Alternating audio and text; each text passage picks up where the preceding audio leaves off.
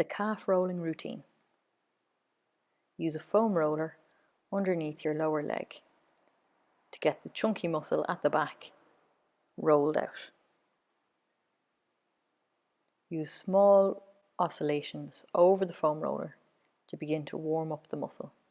Make sure to keep the muscle relaxed so that your calf muscle molds over the foam roller.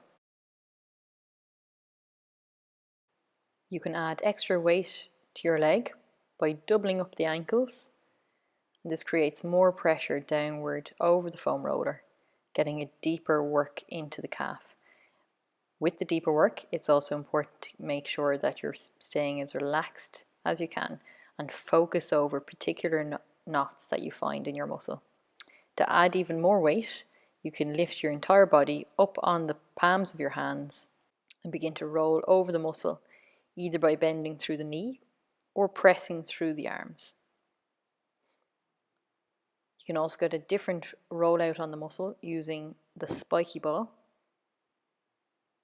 This can get into deeper areas up around the upper calf that the foam roller won't be as good at.